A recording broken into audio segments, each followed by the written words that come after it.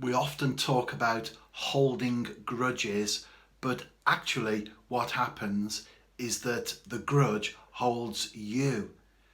It may be something small, it may be major, but nevertheless something happens.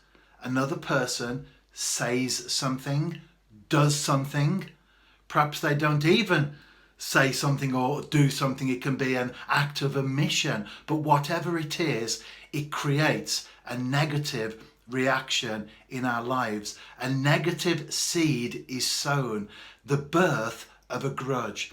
And if we don't deal with that grudge at the very beginning, it will grow and ultimately take us over. How do we deal with these things? I think one of the big misunderstandings that we have in terms of how we think and operate emotionally as human beings is regarding forgiveness.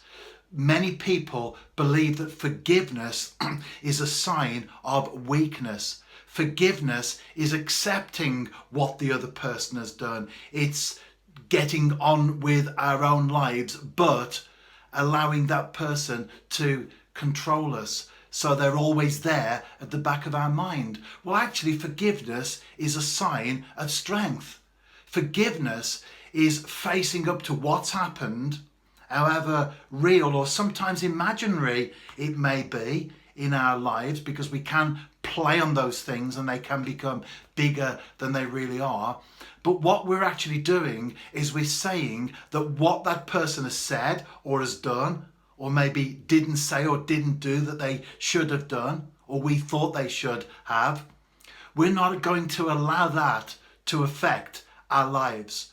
We're going to deal with it, because when you think about it, unforgiveness, a grudge, doesn't affect the other person.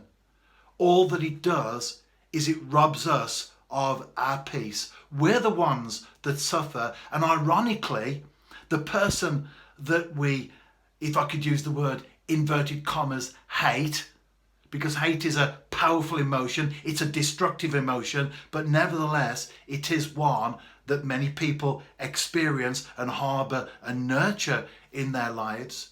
We allow that hate to destroy us. We're the ones that are destroyed.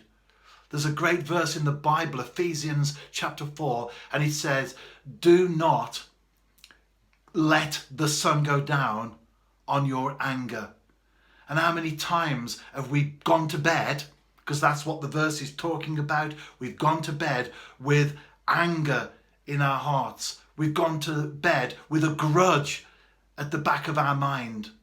And what do? We don't sleep. We toss and turn. We even play out scenarios in our mind of what we're going to do when we see that person. And invariably, we don't do any of that anyway. It's just what we play out in our own mind, winding ourselves up, robbing ourselves of peace. So, how do we deal with a grudge? As I've said, let it go.